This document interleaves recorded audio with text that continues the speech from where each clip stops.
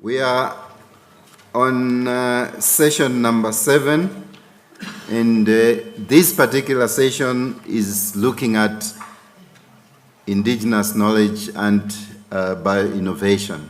We are trying to explore the business models that have been used to try and commercialize indigenous products.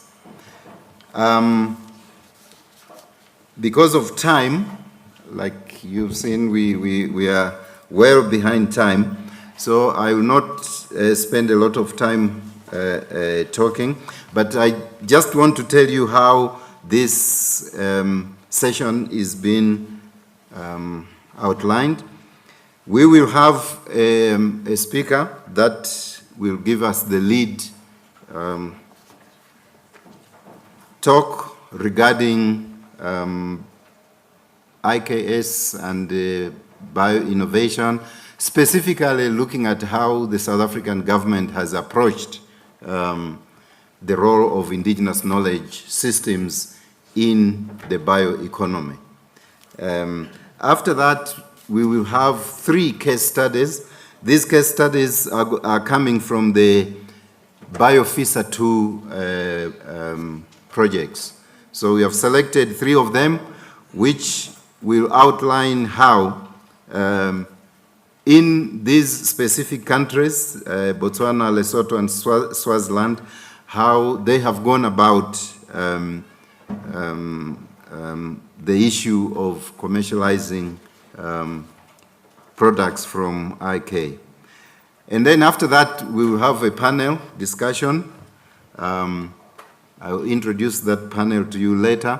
That panel will basically try and articulate some of the issues that will have emanated from the presentations that you will see, specifically looking at the issues related to government, issues related to policy, issues related to academia, issues related to community, like you have heard in the last presentations there, and also industry. Basically, we'll be looking at the ecosystem, the indigenous system ecosystem as it relates to commercialization.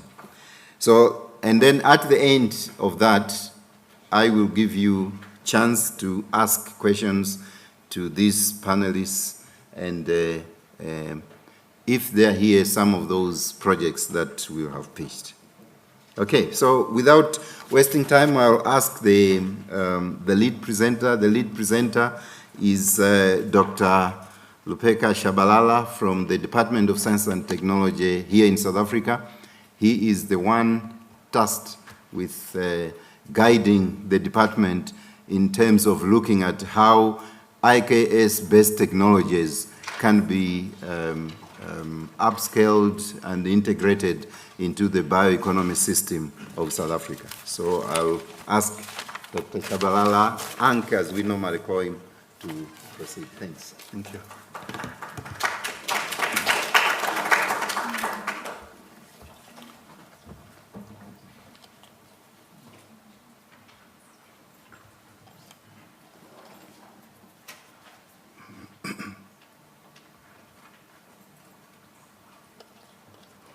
Good morning, everyone.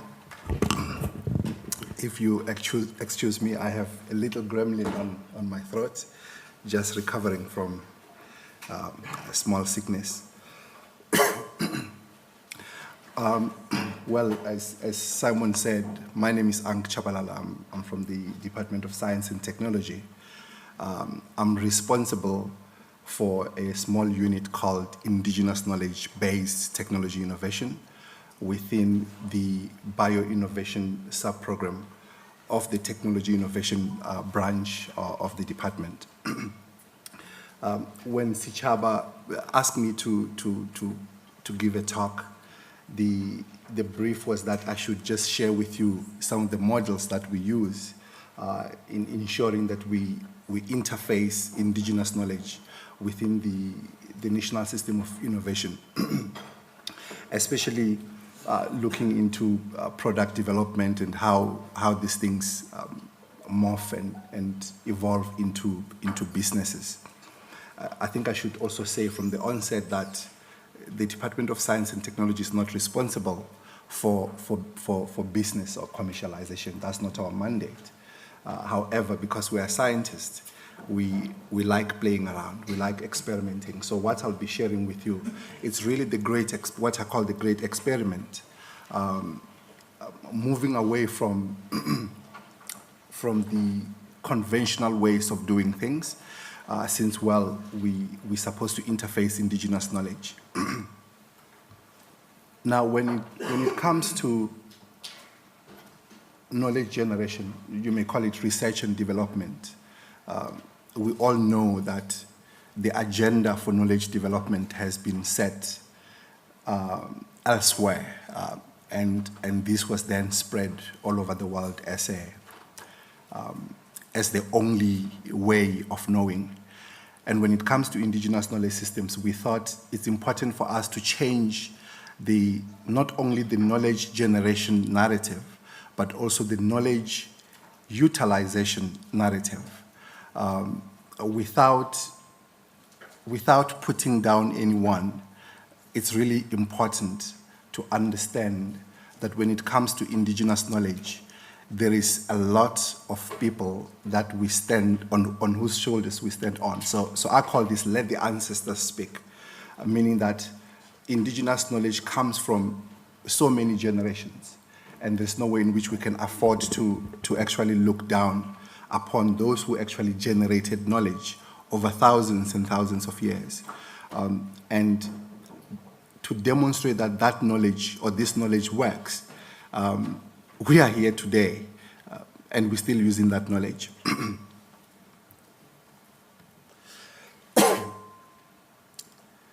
I thought I should also mention this, that when it comes to knowledge, especially related to science and technology, in this country, not only in this country, let me say throughout the African continent or throughout the world, most of us have been told that Africa had nothing to offer, that Africa is the dark continent. Yet still, when we put through the history classes, what I was told was that civilization started down the River Nile.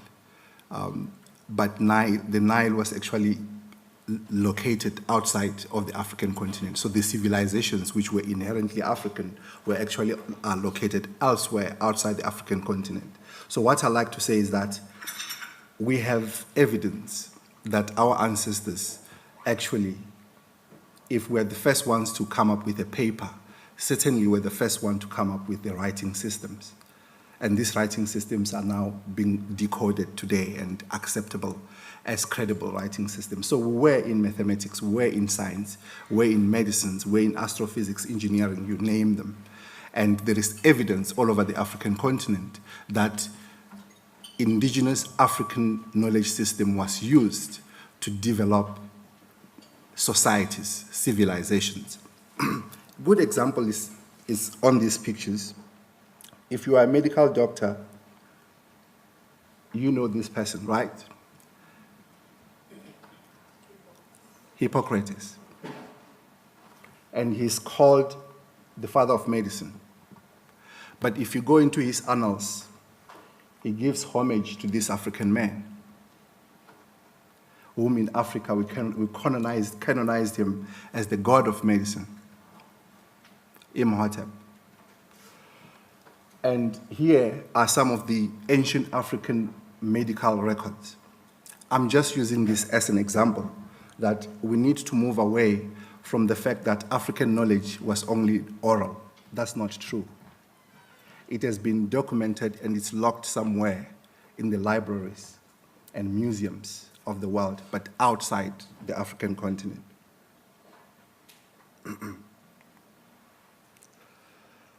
So when we started this work in 2006, that's when I joined the Department of Science and Technology. The team that was actually put together realized that there is no way in which we can actually talk indigenous knowledge systems without systematizing it, because there will always be this accusation that it's oral. if it's oral, is therefore not scientific. But those of us who then were passionate about this, we realize that no, it's not only oral. It's scientific, it's evidence-based, it's methodical, and it's based on a few things. It's based on a people's ontology, meaning that the way of being of a people. It's not a cut and paste. It's something that is inherent within the mind and the consciousness of the people. It's inherent in their cosmologies. In this case, I'm not just talking about the stars. I'm talking about their worldview, how they approach existence, how they look into the world, and how they interact with the world. It's etched into their axiology, the way in which they do things. Someone in there was saying that we realize that the scientific methods are no longer working, are no longer reproducible. Therefore, we need to start doing things, learning by doing. This is how an African mind does things. We don't theorize first and then do. We just do. We just use our intuition and we do. And out of that, then ideas and theories may come. And out of the experience of doing, then we can say we know why we know. We know what we know. So different from the Western way of thinking, we don't start with epistemology. We start with our way of being. And out of that, then, whatever ideas come are purpose-based. So ideally, this is how we set up the Indigenous Knowledge Systems Office of the Department of Science and Technology and encourage the network, the ecosystem that we're working with to actually use this kind of thinking. It's not easy. It's not easy when you're working with, within a system that is elitist, a system that is inherently exclusive.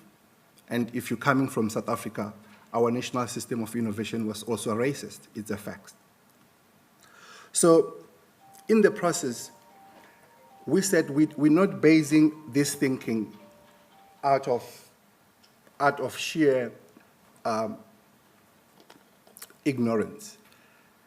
We went back to the records and we realized that some of our ancestors actually came up with ways of knowing.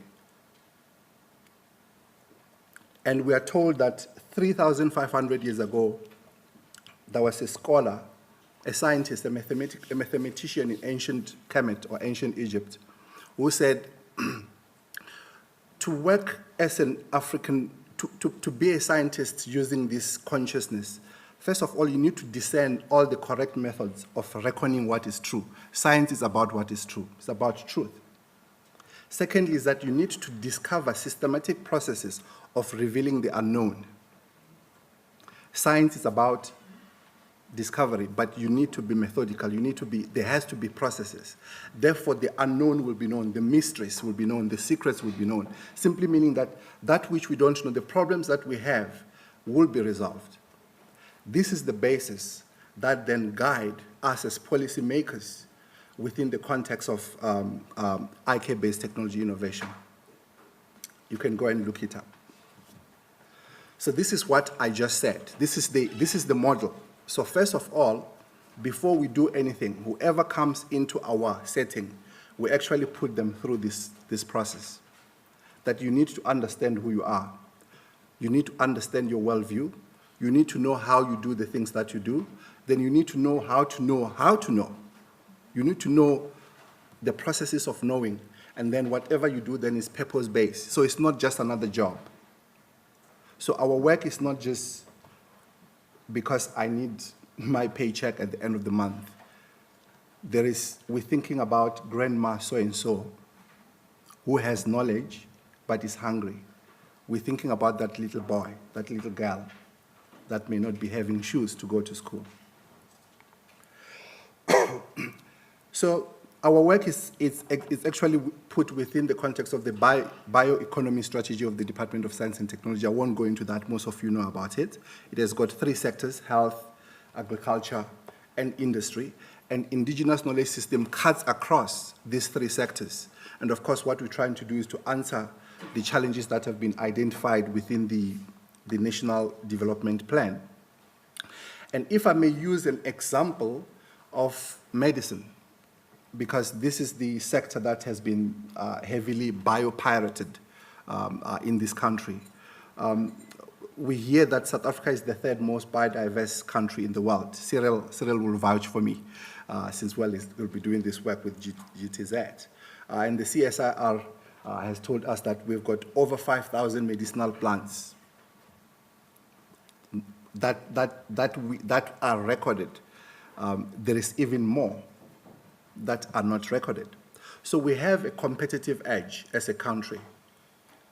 But in this case, I want to also mention that not only as a country, what if we take the entire continent? What if we dissolve the borders and say, Africa as a whole, how many medicinal plants do we have? The sad thing is that we are the most sick, we are the most hungry, yet we have the most food resources. So the problem is not that we don't have food and medicine. The problem is that we don't have systems, or our systems were actually deliberately disorganized or are being continued to be deliberately disorganized. So we need to do things differently. What did we do in the department? This is actually the gist of the work that we do within the IK-based technology innovation. After a good 5 years of experimenting and to and fro with wisdom keepers, we were advised to then come up with what we call the Ubuntu-based bioinnovation model. This model was not designed by scientists. This model was designed by wisdom keepers, by knowledge holders, in collaboration with scientists, policymakers, and industry. And this model says that whoever wants to play in this space needs to follow this. So if I may take you through this, is that what you realize is that it's not a linear model, because the African mind is not linear. It's not Cartesian. We are secular and spiral, meaning that whilst I'm generating ideas, I may be commercializing that idea at the same time. There is nothing that stops me from doing that. Whereas the Western model will say you need to come up with a concept and do all those things, then you can commercialize. It's not happening in Africa, it's not happening in India, neither is it happening in China. We have seen that.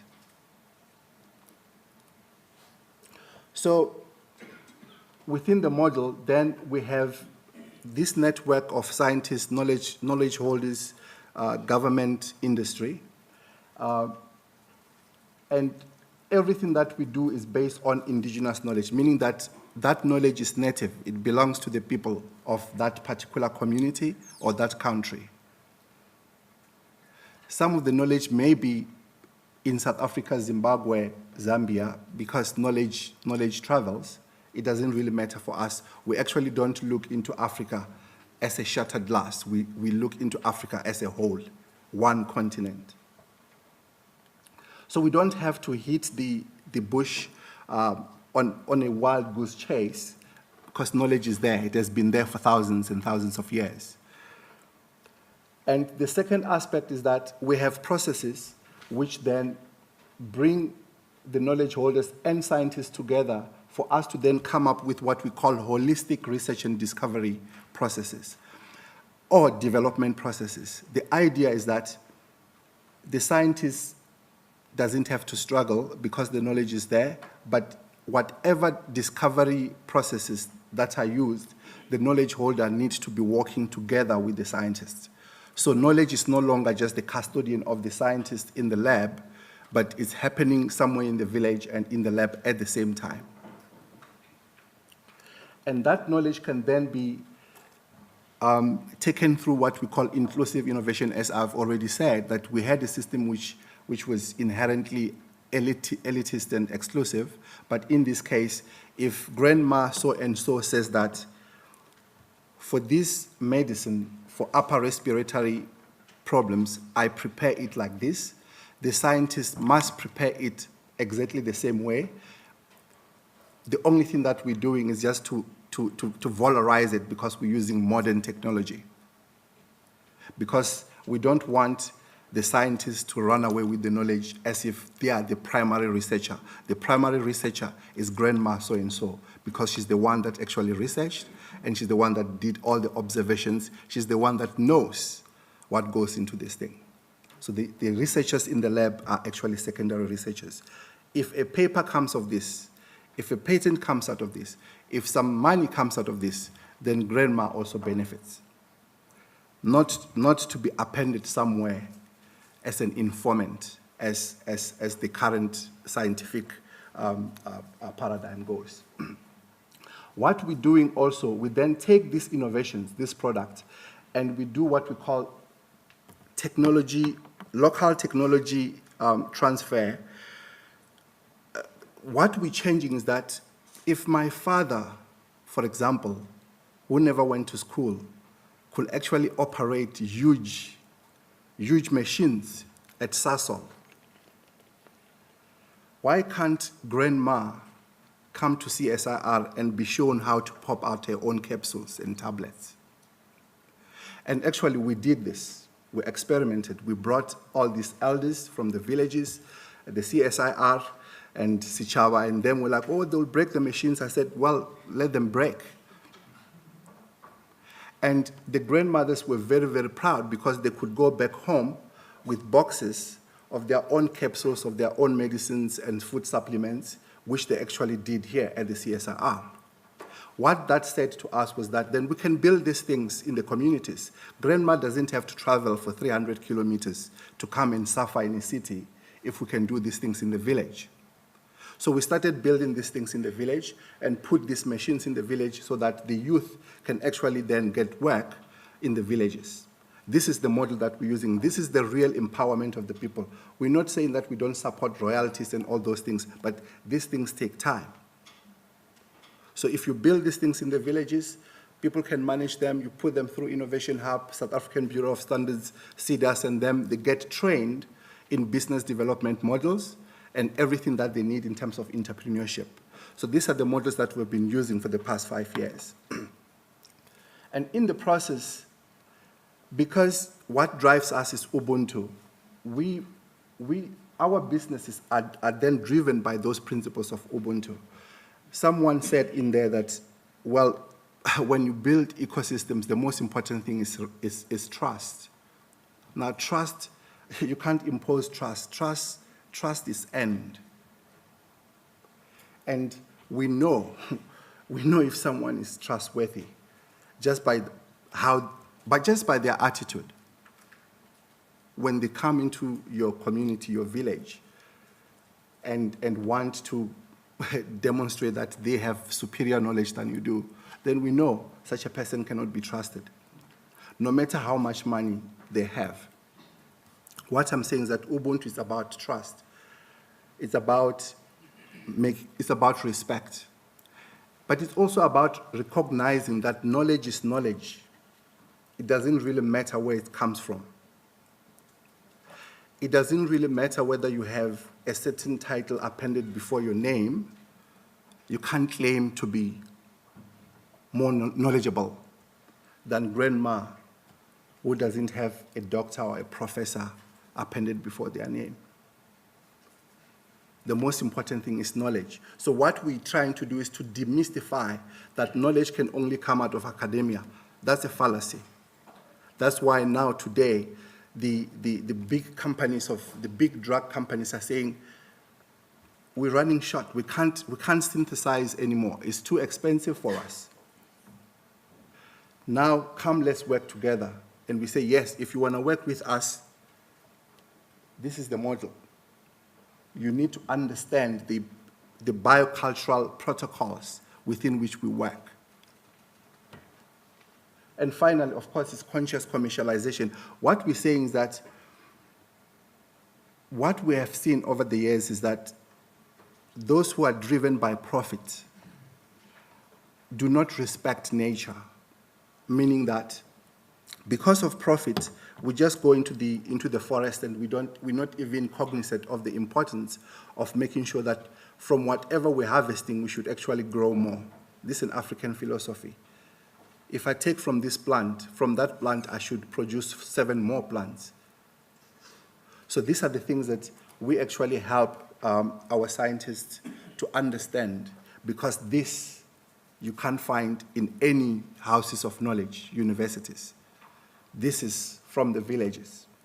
So this is how we then took these models and then put it within the South African National System of Innovation as a non-negotiable. If you don't follow this, we don't cooperate, we don't play along, we don't work with you.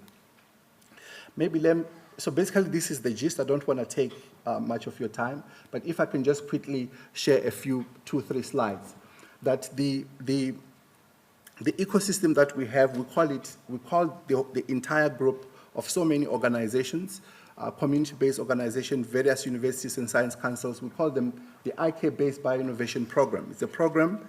In there, we've got a whole lot of projects on African natural medicines. In the process, we're also decolonizing a certain way of languaging things. When you hear traditional, what comes to your mind? English is not our language, and there are certain things that are put in foreign languages that when you say them immediately, they then locate you within a certain space which perpetuates the oppression of the mind or the inability to think or to break the box. So we say we don't want to use traditional medicines because these are just these are just natural medicines. We have IK-based cosmeceuticals. These are cosmetics that have got medicinal properties, nutraceuticals, health beverages, but we also have a platform on technology transfer and manufacturing, and another platform on business development and commercialization. These are groups of experts that sit with indigenous knowledge holders, and they actually work as equals. And then these last two, we've got entrepreneurs, cooperatives, small and medium enterprises. And everyone here is actually experimenting, and whatever knowledge that comes out of this really counts. It's actually embedded into everything that we're doing.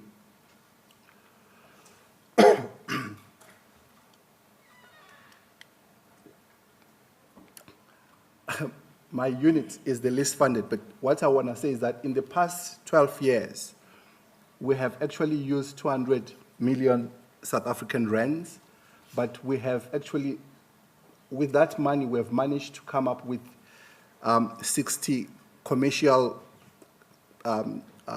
products. We have established and supported 24 small and medium enterprises and cooperatives, and they still exist. These groups, they create up to 500 jobs depending on where they are during the year. For example, in there, you might have seen there is the Moringa group, PD Sanang. They are one of our groups. You might have seen the University of Pretoria medicinal plant group. You'll see their products. We just started supporting also Pepisa. These are just smaller groups that we have supported over the years. When we have the Indigenous Knowledge Systems Expos, you see the entire spectrum of these people. We also produce students, honor students, master students, and PhDs of high caliber. We have produced knowledge as well in terms of papers and book chapters and books as well. And at the moment, we have over 30 commercial agreements for both production and commercialization. And what I want to emphasize is that these groups, these small business groups, they are actually commercializing, they are making money, they are actually employing themselves from where they are coming from. So they don't have to leave that village to create a job or to find a job. This is what we mean by then shifting things, because this is the impact that we want to make. The first thing is that there's no way in which science can actually change the challenges of poverty, inequality, and everything that goes with it if people do not have land. So in the processes that we use, one of the things to speak to the municipalities, to speak to the local tribal offices, that these knowledge holders be granted land. By so doing, then these people also then involve other people within their communities. So we also support some of the policies that the government is putting in place in terms of getting our land back so that we expand these things. Wealth and abundance creation, equality, employment, so that we create thriving societies. Basically, this is all that we're doing. Thank you so much, and I apologize for taking your time.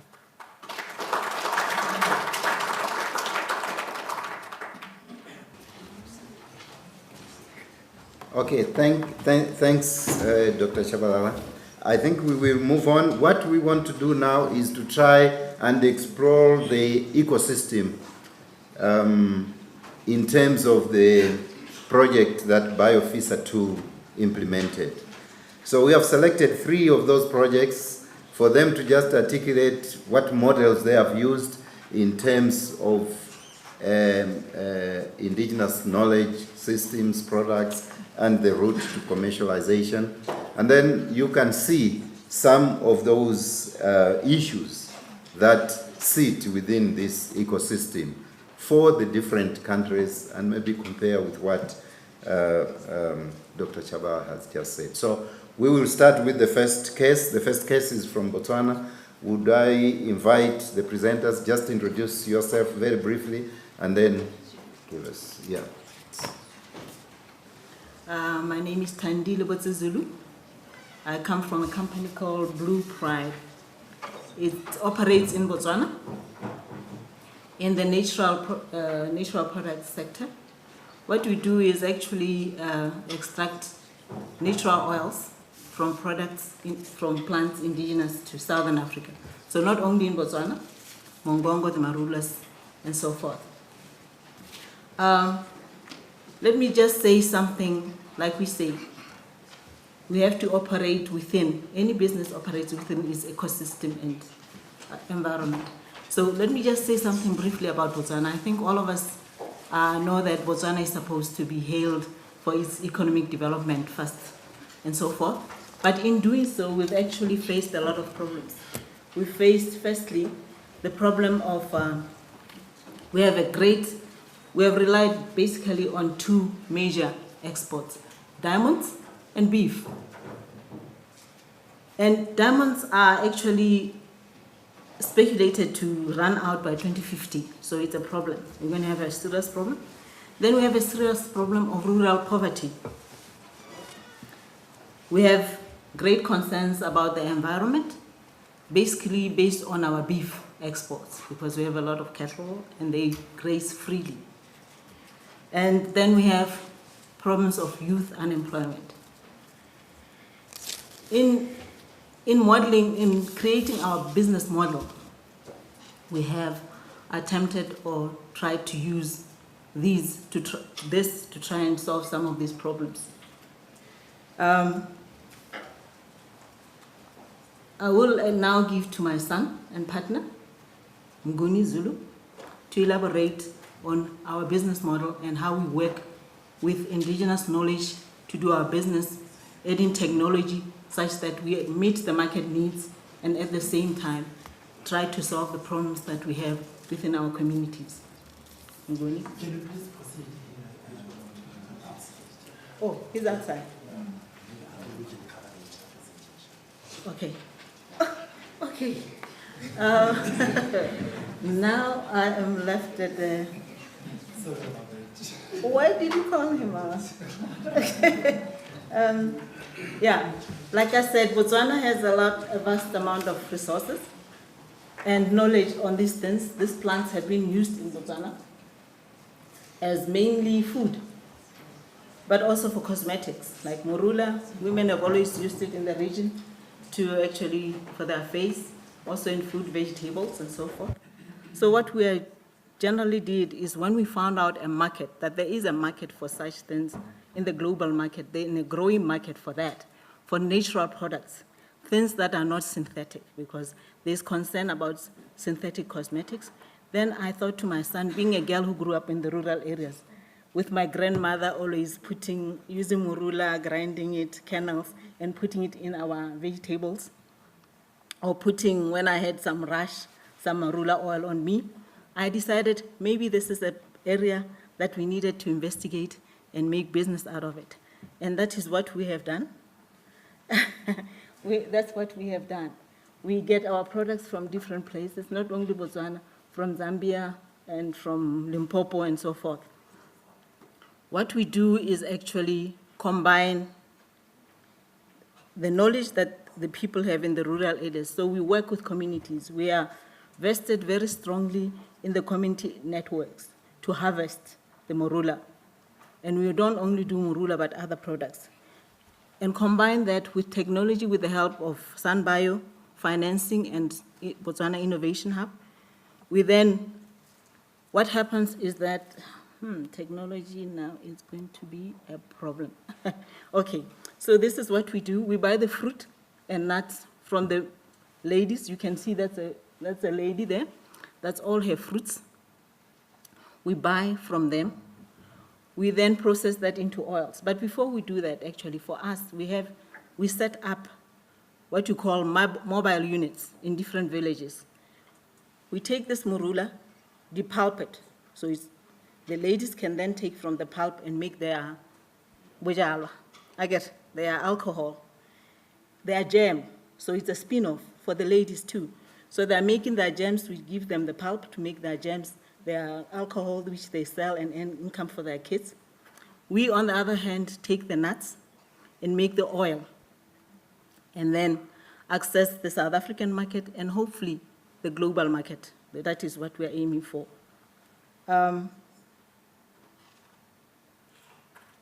What is interesting is that indigenous knowledge is the fact that, when you work with the ladies there, they know exactly which morula you should take for what, which one is good and which one is not good for oil, which one is good for pulp. They'll tell you that this one has a smell. So if you make alcohol out of this one, it's no good. This one, it looks big, but the oil from it is not good. You understand? So it's very important, and we heavily rely on that. That's why we have this mobile units where we actually work from community to community, because they all know exactly which tree has what kind of plants. Our basic strategy, therefore, is work with communities, and we stockpile. Let me see the parts that are, these parts are, technology is a problem. So what we have done basically, is that we have then, with the help of SANBio, engaged engineers to help us develop technologies that will help us, firstly, to make sure that we produce right volumes. And that benefits the community, because traditionally we use stones. Before, when we started in 2015, the ladies were buying the kernels from them, and they were using stones. It takes such a long time to actually produce 1 kg of kernels. Now with mechanization, we do it faster. It benefits us as business people, but it also benefits them, because it means now, instead of just dealing with 250 kg nuts to crack, she can bring, as you saw the lady there, 60 bags. And therefore, I pay them more and help them economically. They can then finance the schooling of their kids and so forth. So that is basically our business model, to combine the indigenous knowledge, mechanization, and try to make spin-offs for people, communities, also that they may benefit not only from the earnings from their harvesting, but also from other things that they can do. In Botswana, we have a program, school program, where they jam, where the community can provide jams, tenders for jams.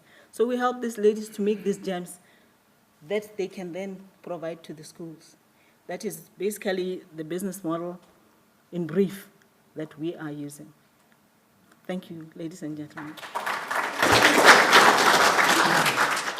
Hi, good morning. I represent the Tshwane University of Technology team and the NAFTEC and NAPRO team in Botswana. And we got a funding for 1 million from SANBio and BIH for a nutritional drink. Yeah. But, this one. It's fine. Yeah, so we were told this morning to come and give a talk about our product. And our product is, yes, this morning, just a few hours ago. It's a nutritional drink from sorghum with the added advantage of probiotics in it. And Dr. Shabalala has mentioned and also Ntate there that we thrived before colonialism. And that means we thrived on grains that were indigenous to Africa. And some of these grains that are indigenous, we have millets and we have sorghum. And in almost all parts of Africa, where I'm Nigerian, and almost all parts of Africa, we have drinks that were made from millet or sorghum. But now, if you find out in the market presently right now, especially in South Africa, the cereal drink we have only is maheu and is maize-based. And we realized that in South Africa alone, maheu drink generates about $25 million annually. So if we extrapolate that to the SADC region, that means we are talking in the range of 80 to 100 million. Meanwhile, we have indigenous grains which have higher nutritional contents that are not being utilized. And the fact presently right now that we, here in South Africa and in other parts of Africa, there is drought, and maize and drought are not compatible. And the small grains that we have are drought resistant. So what our team decided to do is to innovate a products, but this one, the one being funded now is just one, using an indigenous grain and trying to add value to this product. So our product is Simba. So,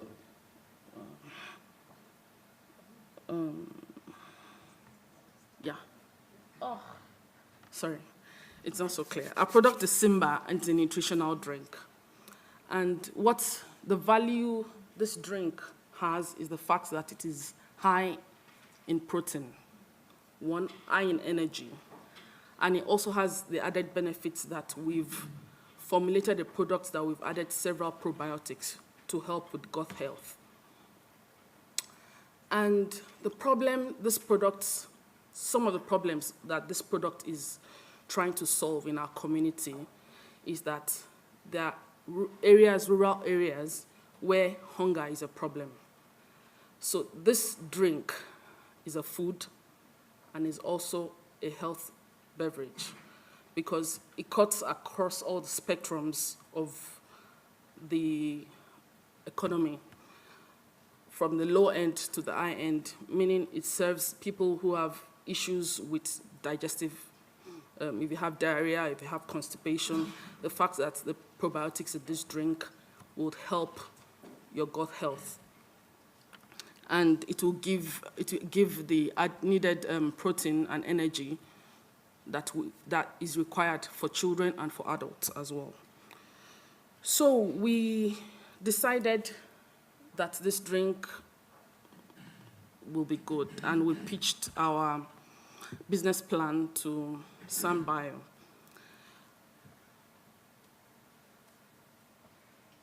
Our market segment for this drink, we've decided that we are going to look at small children, school children, as a drink, as a source of protein for them at school on a daily basis. We've decided to look at the labor force, people who do high manual labor that require enough energy for the day, and when they take this drink, it fills their tummy, so it's filling. And because we have a partnership with the Botswana government, we've been able to access the school feeding schemes where this drink will be given to the children on a daily basis. We also looked at the people who work in the sports industry, the fact that they would want to, because of the high protein content in it, that they would require it, people who are in gyms and people who are health conscious, because another thing about this product is the fact that it is gluten-free and it is lactose-free. So meaning people who have issues with celiac diseases and who have lactose intolerance can also drink this beverage without having any health issues. So the channels by which we want to get to our customer segment is the fact that one will start with the street hawkers because it is easily penetrable, and people who work in informal markets that don't really necessarily have to go to the malls to get their drink, mahewu or that. In the informal market, it will be very much accessible to these people and all the street vendors. Then we have, because of a partnership we have with NAFTEC and NAPRO, they already have an existing brand, which is the Harvest Haven. And through this brand and their network of distributors and retailers that they sell their products to, like Choppies and Tefalala, we are going to move this product through these channels to get to the shelves in all the different retail outlets. So one of the things that we've been doing in the last few months is to try to see if the consumer acceptability of this product, because most people are used to drinking mahewu, and this is not mahewu now. This is something made from sorghum. So we started market survey some weeks back, trying to see if it's acceptable, the palatability and the acceptability of this product and how we can fine-tune things. And based on that, our business canvas model is changing based on the comments that we get from all these surveys. So this is work in progress because it keeps on changing as we get responses from the customers. And yeah, so the original product we made was without flavors. So now one thing we're also trying to do is to add different flavors. Some that like peach, banana, lychee, and to try to see how acceptable this would be to the market and what we can change if the customers would like to have other flavors that we are not currently working on right now. Then we are hoping before the year ends that we would have a large-scale production where it would be in almost all the shelves in the supermarkets and the retailers in Botswana. Then thereafter, we are looking to expand to the other SADC regions like Namibia, countries that are already used to taking drinks, sorghum-based beverages. So even though SANBio is giving us quite some money, we still require money to buy some of the resources that we need, because the present setup we have right now does not cater for the use of biofermenters. So it's one of the reasons why we are, in the next few minutes, we are pitching on the other side to investors to see if we can get them to buy into our idea and to see how big the market is and how we can tap into the almost $100 million market of mahewu in the region. So our partners, apart from TUT and NAFTEC and NAPRO, we have the farmers that we would use, because this will also help the small-scale farmers, because now they would, if they see there's a market demand, an increased market demand for sorghum, then the sorghum variety that will be used, there'll be more farmers who will be interested in planting the sorghum, and because they know there is someone who is ready to buy it from them.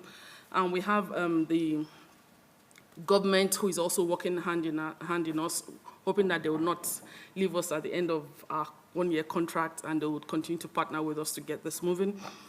And the consumers and also the distributors and the suppliers.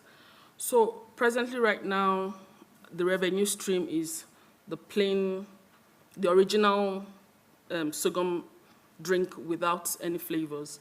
And we are currently testing 3 different other flavors right now. And we are hoping that if things move on well and we progress, we are already doing a lab-based analysis of the millet drink too, and its compatibility with the different probiotics that we are hoping to mix with this drink to get the needed health benefits. Thank you.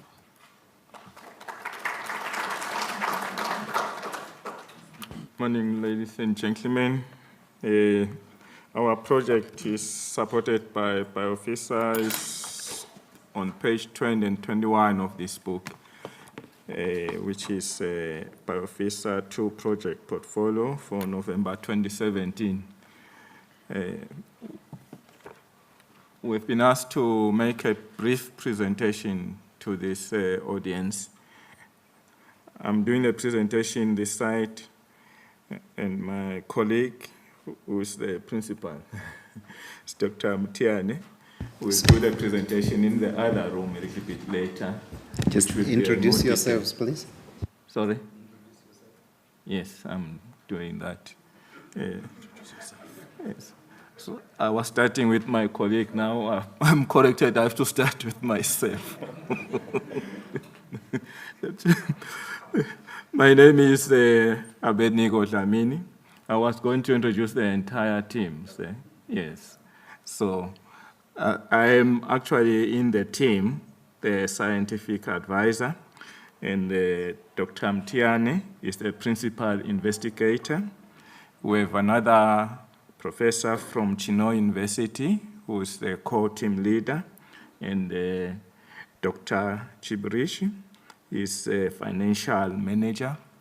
And we have an industrial partner from Arrowfeeds, Mr. Marias, and another scientist who is a plant scientist and microbiologist, Dr. Ensho. But present today here is myself and Dr. Mtiane. So we will briefly give you an overview of the project, because I think the main interest here is around the indigenous knowledge, and then the commercial component, how we are planning to commercialize this project.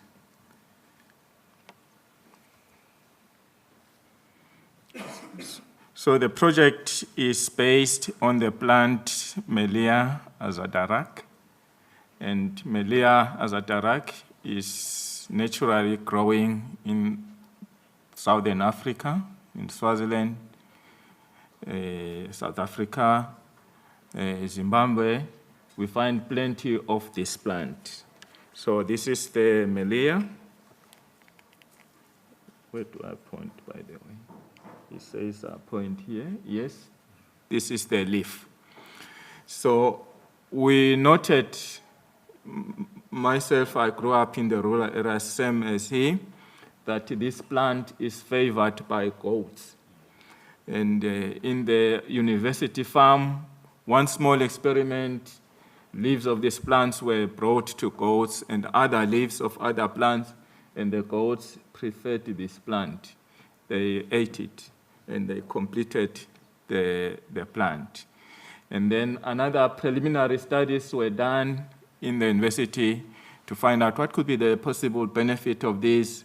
It was realized that goats that are fed a diet rich in this have leaky egg-worm count. So it was controlling some internal parasites in the goats. And then we thought maybe we can come up with a bigger project to process the plant and produce feed. So the project produces goat feed, which is a pellet. It's mixed with other ingredients. One of the ingredients are mushrooms. We use a spent mushroom component, and we come up with the feed. This is the pellet. The pellet is fed to goats, and we are doing studies, and because started last year, SANBio is sponsoring it, and there's a lot of work that is being done. So this is the pellet that has been produced, and we have the hope that this will be eventually commercialized coming from the plant.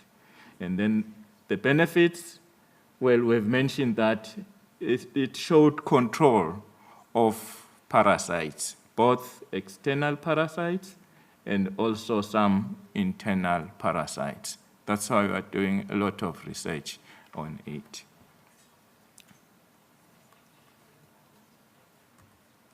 Oh. Now I have to go down. Oh, it's increasing this one. What has happened there? Yeah, we need to go back to slideshow. Slideshow? Yeah. All right, there we are. This was the justification for producing the pellet, this form of pellet, and this is our dream as to where are we driving with this pellet. We are targeting dairy farmers, and also horse farmers can benefit, because dairy animals are ruminants. They can eat the pellets, and horses are pseudo-ruminants. They can also benefit from the pellet. And this pellet is going to benefit them because it has, besides providing a protein source, it also has some anthelmintic benefits. The anthelmintic benefits make it easier to control the internal parasites. And there are some indications that it also has some antimicrobial properties. We'll be doing some in vitro studies to test that, if it's actually doing all that. So we think it will be cheaper for farmers to get these combination, the protein and anthelmintic properties and the antimicrobial properties within the same natural product, which is in the pellet coming from the melia. So, well, what will be the benefit? It will boost milk production, improve performance of the animals, and also looking at the plant itself in Southern Africa, in South Africa, and in Swaziland, the Melia azadarak is considered an invasive species.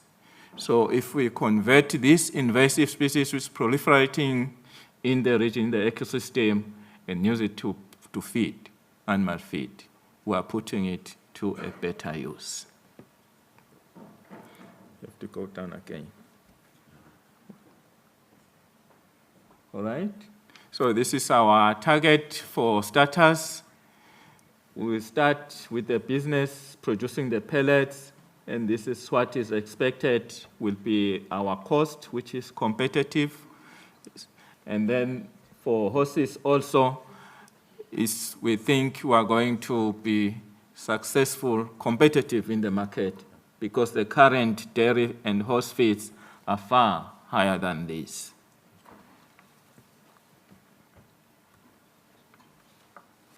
And this is the long-run business. We expect to produce per month this amount of tons for the dairy and then for the horses. And these will invade the markets.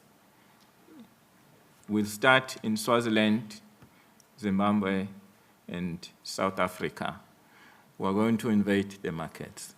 So how are we bringing this pellet into the market? At first, we wanted to have Arrowfeeds as the commercial partner. When we made the application, we agreed that we will have Arrowfeeds. And then later, after discussions, it was found, the university decided that no, we can use the commercial company of the university. The university has produced a commercial company. We are the scientists, we've done the research, and there is the product. Now the company, it will be taking it to the market. And the company is called Kakasa. Yes. I think that's all we can present, and my colleague will contribute for answering questions. Thank you very much.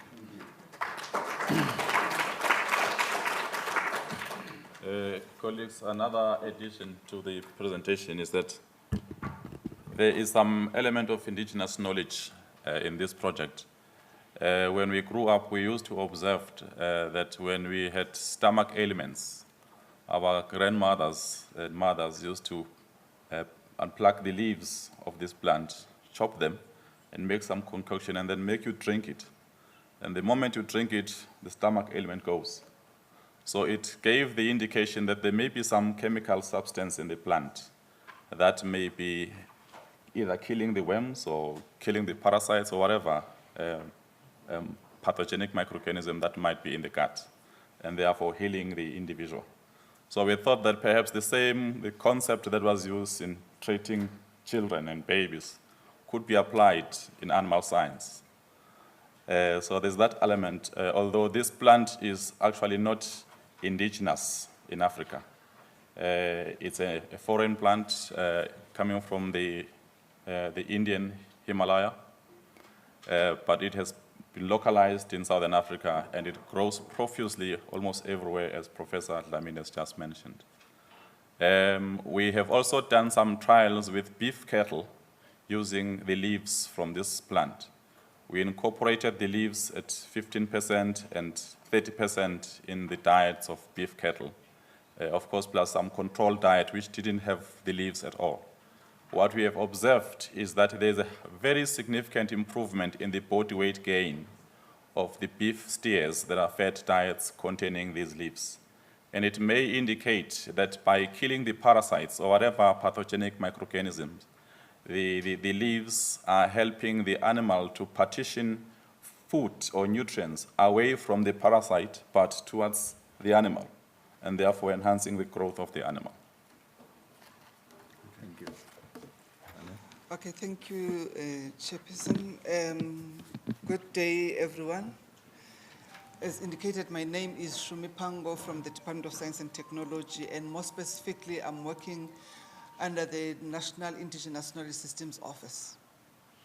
Just to give you a backdrop in terms of why the National Indigenous Knowledge Systems Office in DST. In the year 2000, the Department of Arts and Culture, Science and Technology, at that time they were under the same ministry. And that is where the interest to develop a policy on IKS started. It was a long process that started with extensive consultation amongst the interest groups, nationally and internationally.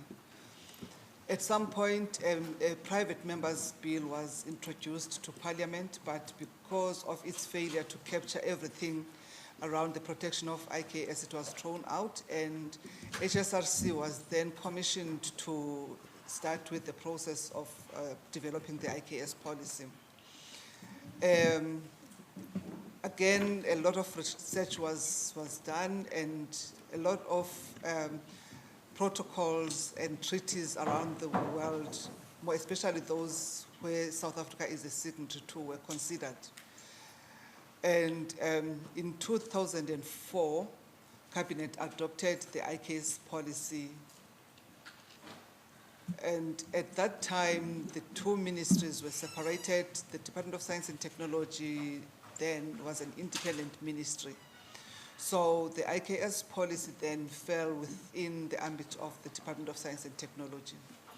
And one of the things that the policy called for was the establishment of an office. Hence, we have the National Indigenous Knowledge Systems Office that resides within the Department of Science and Technology. So in 2006, the office was formally established, and it started 3 units. One is advocacy and policy development. That is the one that I'm currently working under. And there was the knowledge management unit and the research development and innovation unit, which has since migrated to another program, which is headed by Dr. Chabalala. One of the policy imperatives was the development of a sui generis legislation for the protection of indigenous knowledge. In 2008, we commenced with the development of the sui generis legislation, but at that time, the Department of Trade and Industry in South Africa was embarking on a process of amending its IP laws. So we had to put the process in abeyance so that we look at the final product of the amendments and see if it captures everything that we wanted to look at as we were developing the legislation for the protection of indigenous knowledge. In 2013, the President signed off the IP Laws Amendment Act of the Department of Trade and Industry.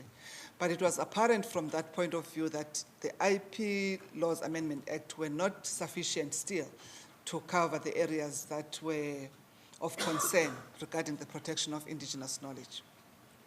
So we proceeded with the process of developing the legislation, and once more, a lot of consultation was done with all the interest groups, including the communities, the practitioners, academia, science councils, and the general public.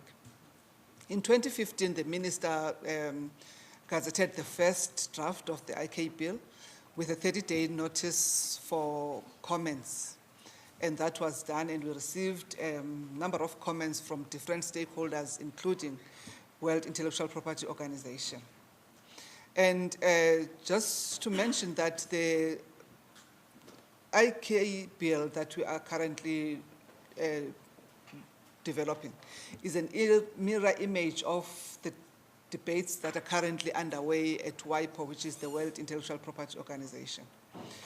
What the issues are at WIPO is the protection of traditional knowledge, protection of traditional cultural expressions, and protection of genetic resources. So what we have done as DST is to compress the three texts into one, so that when our bill becomes an act, all three texts are covered. So 2015, the first draft was gazetted. 2016, the second draft was gazetted, and it then was introduced to Cabinet. The Portfolio Committee on Science and Technology took over the process, and they called for presentations in Parliament, written and oral, and that process also went through, and last year, the 2017, the bill was introduced back to National Assembly so that it can be voted into the National Council of Provinces, because it is a Section 76 bill, and therefore it affects the communities. So it is important for us to make sure that it is intensively consulted with the communities who are the actual and ultimate beneficiaries of the bill. So as we speak now, the process is with the National Council of Provinces. They have since given us the itinerary in terms of the public hearings that are due to take place in the month of May 2018. And one other thing that we did was to assemble a team of experts domestically and internationally who looked at a number of issues around the IK bill. I think I've gone beyond my time. Thank you very much. Thank you very much. Can we go to Prof. Fatma? Thank you, Chair. Since I'm from the university background, I'm the Dean of the Faculty of Agriculture at the University of Mauritius. I've been asked to speak on the role of academia in the whole issue of commercialization of indigenous knowledge. I think all of us know of many cases where universities have been directly involved. And during this very forum, and even today, right now, we've heard of many cases where universities have been directly involved in research and development of IKS and technologies based on indigenous knowledge. So we have outside there about moringa, we heard about Simba, we heard of the melia pellets, mushrooms, medicinal preparations, the University of of Pretoria, traditional foods. So large number of examples which show that universities have a very important role to play in research in IK. Apart from research, there's also the issue of testing for quality assurance or even for labeling. For any product to be marketed, it has to have certain information like the nutritional content, if you're talking of foods, on the label. And an indigenous community or a small business going for indigenous products would not have the capacity to do that. So this is an area where universities can help in the analysis and testing of these components. Also, we've heard that academics are less motivated by profit. We are more willing to do research for knowledge's sake and for publication and not for profit alone. So when it comes to choosing academia, universities versus, say, private labs, which would be more expensive when it comes to the services they provide, then I think academia do actually come out on top. And I'm talking generally. We do have cases in the world where partnerships between universities and indigenous communities exist. For instance, Griffith University in Australia have teamed up with an Aboriginal community to actually do research and market medicinal plants and cosmeceuticals and actually to commercialize them in the very near future. There are lots of other roles that academia play, universities play, which we have not heard about since yesterday, and that is academia act as repositories of knowledge, of indigenous knowledge, data, and products. For instance, gene banks of indigenous crop varieties, gene banks for animal breeds, forest seeds for forest trees, wild crop and animal relatives. So universities can play an important role in acting as repositories of these things. Not only actual gene banks and seeds and so on, but also as a bank of knowledge of human resources. Universities have many departments, many faculties. They group people, they group experts in different areas: agriculture, science, management, business, even legal departments, even medicine, veterinary, and so on. So basically, under one institution, the indigenous community or the small business going for that kind of market will have all the expertise that they need, okay, within one institution, and this can be really helpful to the business. There's less likelihood of the intangibles, less likelihood of vested interest, and so on. Also, universities have well-organized and reliable structures to deal with ethical issues, plagiarism, and IPR. Not all universities, but I know many universities do have that. So this can also help the indigenous communities in going for this kind of business. And another very, very important aspect is education and training. Universities actually help in capacity building in a number of ways, not only formal education in higher education, but even at lower levels, at certificate, short training courses, and so on, not only for the business people themselves, but also training students, okay, to go for this in the future. And to develop the business sense in students. Of course, we're not talking only of IKS particularly, this is in general, but definitely we've heard since yesterday about the need to train students in understanding the traditions and understanding and going for business later on. Valorization, again, something we haven't heard since yesterday. Universities can actually give due recognition, competency-based qualifications to traditional healers, to traditional community leaders, and recognize them, valorize them. Okay? This can be done and accredited them if need be. Dissemination of IKS through conferences and other forums that we attend all the time, and of course helping the indigenous communities to make contacts and networking and bringing them together, and of course acting as their face, acting as a representative in different fora. So I think universities and academia in general have a very important role to play in development of IKS commercialization. Thank you very much, Prof. I've just been made aware that we have a session that is going to start at 1, and so we really need to go very quickly to close it. Can I just ask you to take 2 minutes each, the rest, so that you... Sorry for that. It's all right. My name is Pauline. I'm coming from the University of Namibia. I would like to emphasize on on the importance of IKS within our countries. And it's been outlined that the absence of policies, instrument that guides IKS in our countries has resulted in a number of unintended outcomes like the misappropriation of IKS resources, and hopefully the reason we were hearing from Chabalala that most of our written IKS materials are found elsewhere. So in Namibia, the IKS is given to the National Commission on Research and Science and Technology. So they have developed a policy which is now awaiting the approved from all stakeholders. And this was done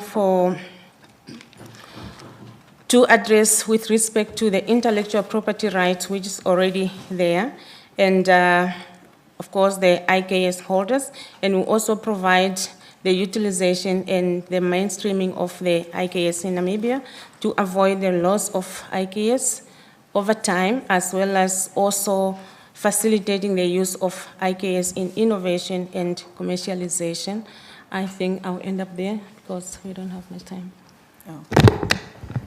Thank you. I'm going to just maybe address some of the regulations that needs to really govern IKS. It's not just as simple as maybe the conventional aspect, because IKS has to be governed by a lot of regulations. You need policies in IKS. You need research ethics, which nobody has really addressed when you deal with traditional, medicines and so on. You need the IP and so on. You need also your ABS. And then you also need regulations maybe for specific, ministries. If you are dealing with the Minister of Agriculture, they have to give you any other, specifics.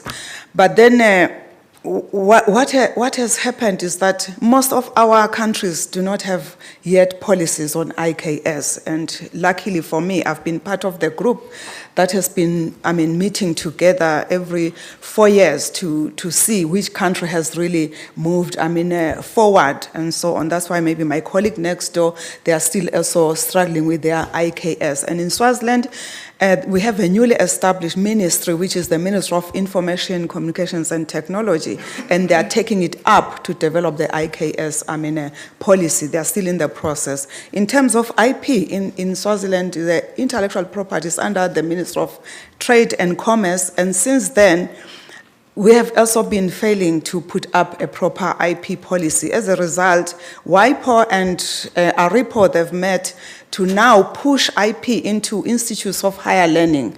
Recently in January, we met in Zimbabwe, whereby we were validating the guidelines for higher education institutions to be now holders of the IP, policies, and units, and we are just awaiting for the final, guidelines and so on, so that our countries can take that and run with it, especially in the academia and so on. In terms of community involvement, we are really, lacking, behind, and because most of our informants, you find that they become traditional healers or whatever informants, but they lack education. They even lack the basic education. So when you talk about IP, you talk about ABS, which of course Swaziland has already ratified. We have a very, very good guidelines on issues of access benefit, ensuring that we can utilize. But our informants, the very core people whom we can't do anything without them, with their knowledge and so on, they don't even know what you mean by access benefit and sharing, let alone what do you mean by IP. So my emphasis is that our universities has to take it up, that we really put up capacity building, and not only for just our informants, even for the whole university. I've been tasked to put up the research ethics, unit, but when we discuss with other lecturers, they don't even understand what you are talking about, and so on. So maybe it's high time we look at all these, aspects that govern, especially our IKS, and then we put up educational programs along with our regulatory, programs. Thank you. Thank you. Can Dr. Shabala, you want to just wrap it up here?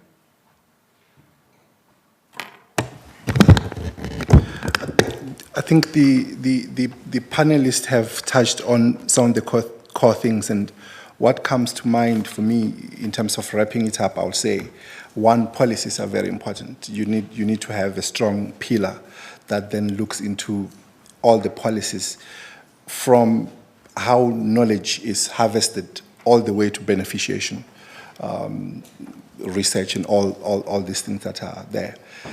Then the technical pillar is very important. We need infrastructure. We need the human capital to do this work.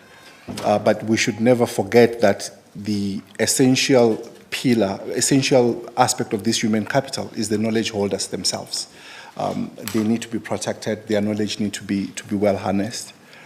Then the economic aspect is an important pillar that we also stop doing research for the sake of research. There has to be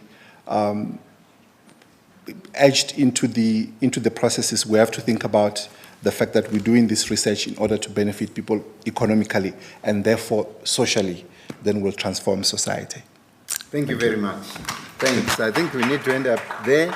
I want to thank my panel for being here and for what they have done. In indigenous knowledge, we always respect, like Ank said, so we have something for our panelists. And as Dr. Barseng is preparing this, I want to thank you also for being here.